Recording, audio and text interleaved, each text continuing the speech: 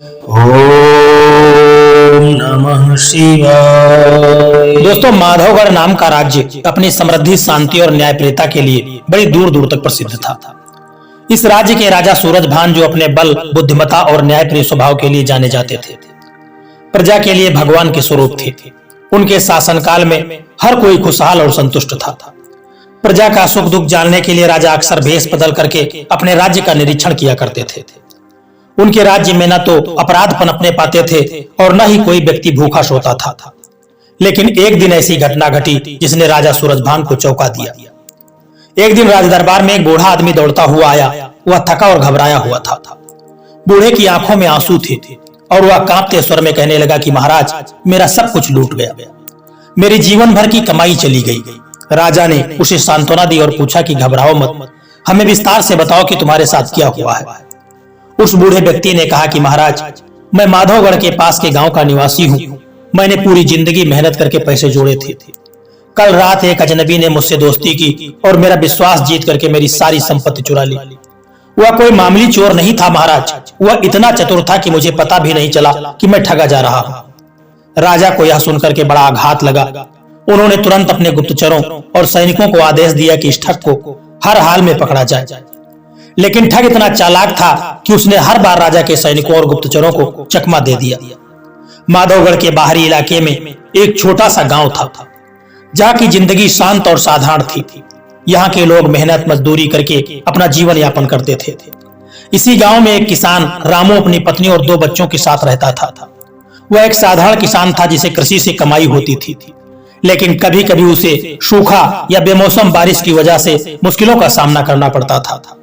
एक दिन गांव में एक अजनबी व्यक्ति आया। वह एक व्यापारी की तरह दिखाई देता था, जिसके पास अच्छे कपड़े और एक महंगी गाड़ी थी। उसने अपने आप को मधुराम बताया और गांव के लोगों से मिलकर के कहने लगा, मैं आपको अच्छे व्यापार के अवसर दिला सकता हूं।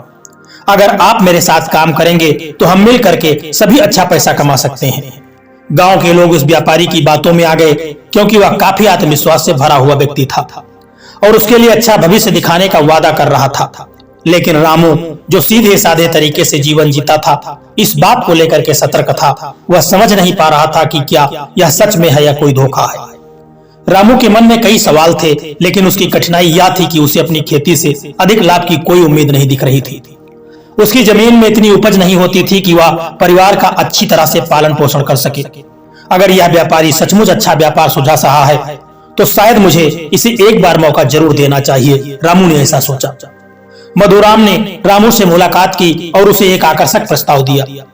उसने कहा कि तुम्हारे पास जमीन है, लेकिन क्या तुम चाहते हो कि तुम्हारे खेत की उपज कहीं और बेची जाए ताकि तुम अच्छे पैसे कमा सको। उसने रामू को अपनी बातों में आकर्षित कर लिया। रामू ने संकोच करते हुए कि पूछा, पर मुझे कैसे विश्वास हो कि तुम सत्य बोल रहे हो।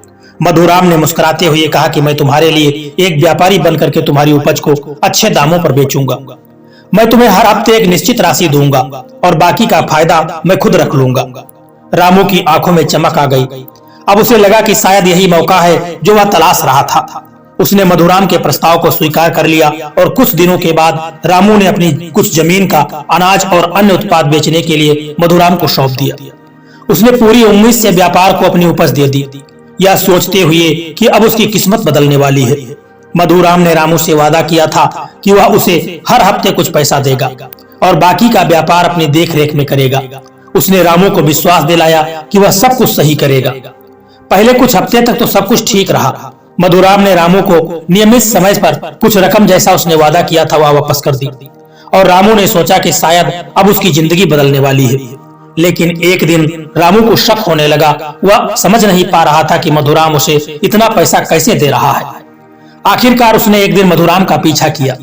मधुराम को देखा गया कि वह व्यापार के बजाय किसी और काम में लिप्त था। वह एक आलीशान महल में रहता था और उसका अधिकांश समय महलों और शाही कार्यक्रमों में हिस्से बीता था। रामू ने धीरे धीरे यह समझा कि मधुराम असल में कोई व्यापारी नहीं था, बल्कि एक ठग था। वह सिर्फ किसानों को धोखा देकर के उनकी मेहनत का लाभ उठाता था और इसके बाद वहां से रफू चक्कर हो जाता था। इस बार भी वह ठग राजा के सैनिकों और गुप्तचरों से बच करके वहां से निकल गया और दूसरी घटना को उसने कुछ दिन के बाद ही अंजाम दे दिया। माधवगढ़ राज्य के एक छोटे से गांव में हरिया नाम का एक किसान रहता था। वह मेहनत और ईमानदारी से अपनी जमीन पर काम करता था। उसकी खेती बहुत साधारण थी और वह अपनी छोटी सी जिंदगी में खुश था। वह कभी किसी से ज्यादा कुछ नहीं मांगता था, लेकिन उसकी पूरी जिंदगी खेती और परिवार के बीच घूमती थी। एक दिन गांव में एक अजनबी साधु आया। वह पूरी तरह से तपस्वी के वेश में था। उसके कपड़े मैले थे और उसके सिर पर बड़े बड़े बाल और लंबी दाढ़ी थी। उसकी आंखों में गहरी शांति और बुद्धिमानी की झलक थी। वह गांव के हर घर में जाकर के अपने धार्मिक प्रवचन देता और लोगों को आशीर्वाद देता था। हरिया ने भी सुना कि उसके गांव में एक साधु आ चुका है और वह उसकी बातों को सुनने के लिए उत्सुक था। एक दिन वह खुद साधु के पास गया और साधु ने हरिया से कहा कि तुम तो मेहनत से खेती करते हो, लेकिन क्या तुम जानते हो कि संसार में असली धन की कुंजी क्या है? हरिया ने बड़ी मासूमियत से कहा कि मैं सिर्फ मेहनत करता हूँ। मैं सोचता हूँ कि मेरी किस्मत उसी मेहनत में ही छिपी है। साधु ने मुस्कुराते हुए कहा कि तुम्हारी मेहनत ही तुम्हारा सबसे बड़ा धन है, लेकिन क्या तुम जानते हो कि अगर तुम्हारे पास और भी बड़ा साधन हो तो तुम्हारी मेहनत और भी फलित हो सकती है?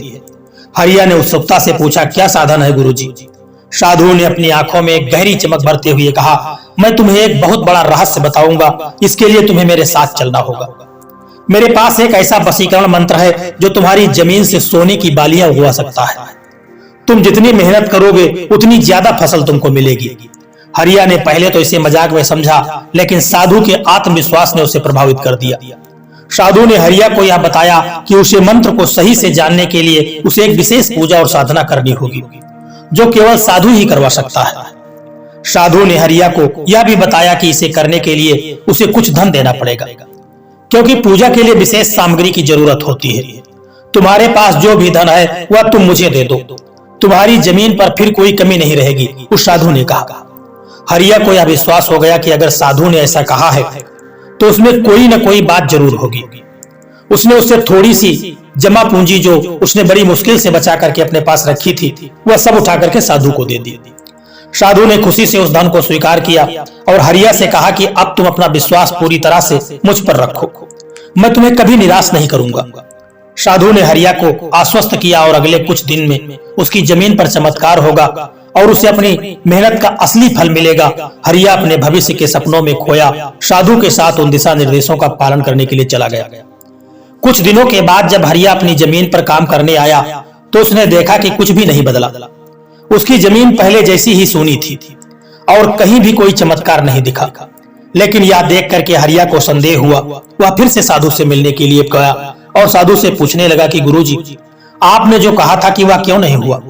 साधु ने शांति से कहा कि तुम्हें धैर्य रखना होगा, सब कुछ समय लेता है।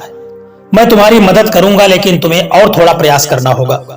फिर साधु ने कहा कि तुम्हारी जमीन के पास एक खास पेड़ है जिसके नीचे छिपा खजाना तुमको मिलेगा, बस तुम्हें सही समय पर खुदाई करनी होगी।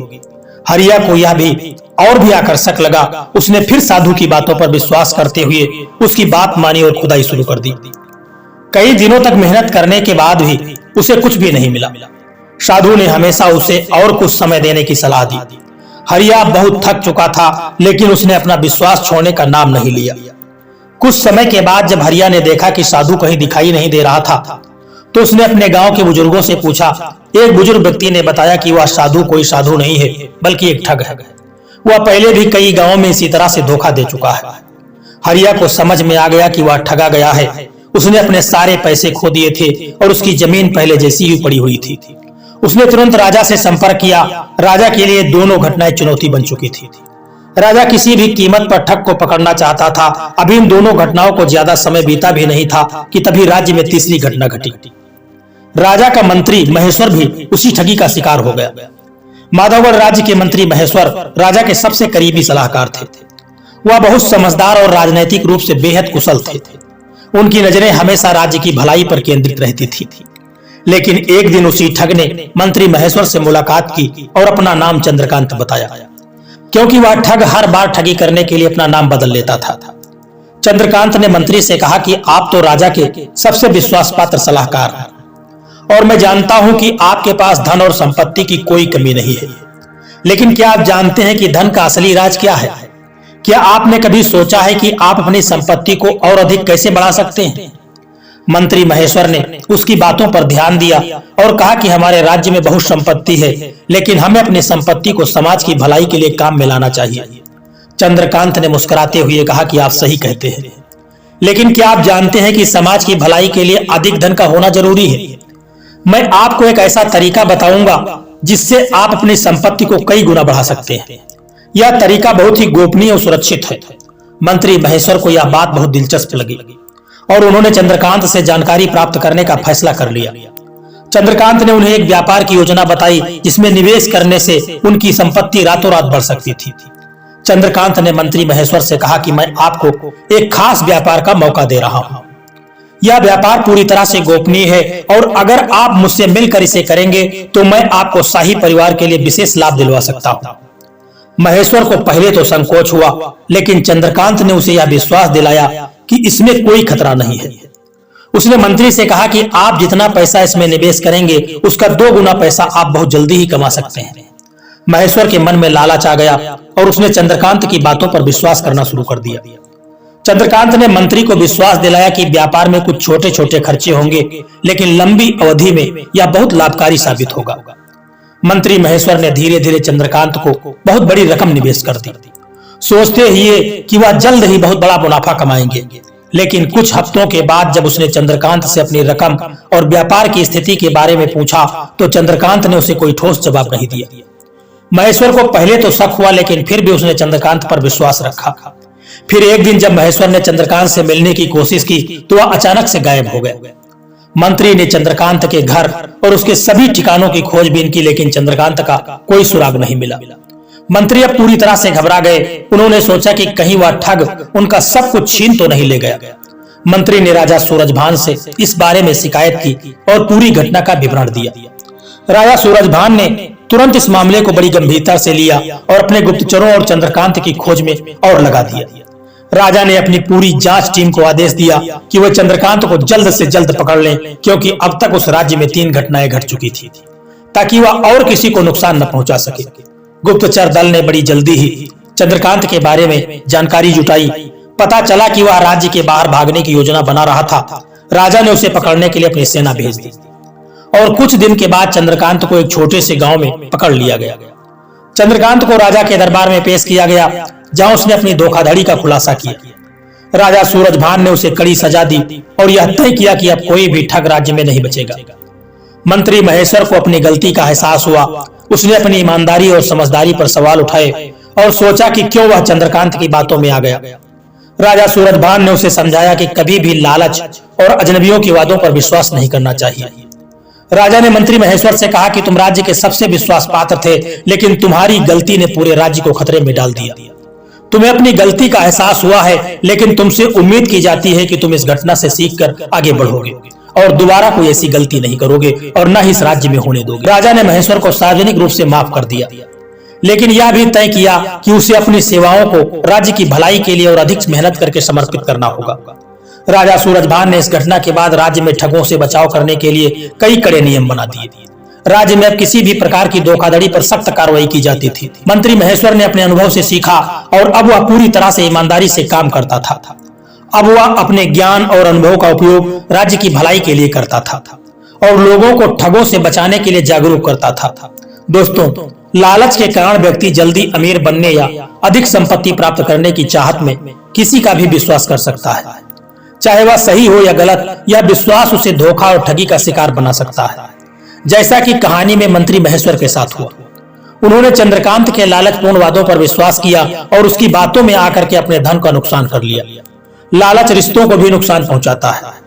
जब कोई व्यक्ति अपने स्वार्थ के लिए दूसरों का शोषण करता है तो वह रिश्तों में अविश्वास और कड़वाहट ला सकता है। इस प्रकार के स्वार्थपूर्ण व्यवहार से न केवल पारिवारिक रिश्तों में दरार आ सकती है, बल्कि दोस्ती और व्यावसायिक रिश्तों में भी अविश्वास पैदा हो सकता है। लालच से मानसिक तनाव और चिंता की उत्पत्ति होती है। व्यक्ति हमेशा यह सोचता रहता है कि उसे क्या और तरीके मिल सकते हैं अधिक धन या संपत्ति प्राप्त करने के लिए। इसी मानसिकता से वह न केवल शारीरिक रूप से थका हुआ महसूस करता है, बल्कि मानसिक रूप से भी परेशान रहता है। यह मानसिक अवसाद का कारण भी बन सकता है। लालच व्यक्ति को अपनी नैतिकता और सिद्धांतों को छोड़ने के लिए मजबूर कर सकता है। वह पैसे या संपत्ति के लिए दूसरों को धोखा देने या छल करने के लिए गलत रास्ते अपनाने में संकोच नहीं करता है। इससे व्यक्ति का आत्मसम्मान और नैतिकता पूरी तरह से नष्ट हो जाती है और वह अपने उद्देश्य के लिए किसी भी हद तक जा सकता था। दोस्तों यह कहानी हमें सिखाती है कि हमें कभी भी किसी अजनबी के आकर्षक वादों पर विश्वास नहीं करना चाहिए, खास करके जब हमें ज्यादा लाभ का वादा कोई व्यक्ति करता हो। हमारी मेहनत और ईमानदारी ही सबसे बड़ी संपत्ति है और किसी भी लालच में आकर के उसे खोना नहीं चाहिए। दोस्तों यह कहानी आपको कैसी लगी एक प्यारा सा कमेंट करके जरूर बताना, और यदि यह वीडियो आपको अच्छा लगा है, पसंद आया है, तो इस वीडियो को लाइक शेयर करना और चैनल को सब्सक्राइब करने की भी कृपा कर देना। जय श्री कृष्णा, राधे राधे।